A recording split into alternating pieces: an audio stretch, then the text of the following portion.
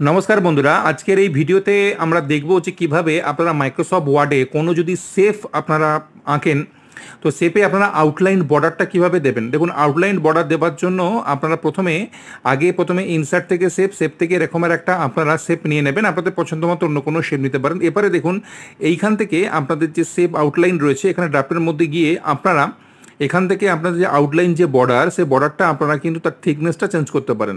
একইভাবে আপনারা কালার কিন্তু এখান থেকে দিতে পারেন, যেটা আপনাদের পছন্দ অনুযায়ী কালার। এখান থেকে মনে করলে আপনারা যে শেপটা আঁকলেন তার ইনসাইড কালারও আপনারা এখান থেকে চেঞ্জ করতে পারেন। যদি মনে করেন যে কালারটা আপনারা অন্য কিছু দেবেন, এখান থেকে আপনারা কালারটাকে একটু আপনাদের পছন্দ মতো ডিপ বা আপনাদের মতো একটু হালকা বা আপনার থিকনেসটা যেভাবে আপনারা করতে চান সেভাবে কিন্তু আপনারা এটা করতে পারবেন। তো প্রথমে আপনারা ইনসার্ট থেকে শেপ থেকে এই যে দেখুন সেট আউটলাইন পর্যন্ত আছে, এর মধ্যে ক্লিক করবেন এবং এখানে যদি আপনারা কিছু গ্লো দিতে চান আপনারা গ্লো দিতে পারেন, যেটা আপনাদের এখানে শেপের মধ্যে রয়েছে।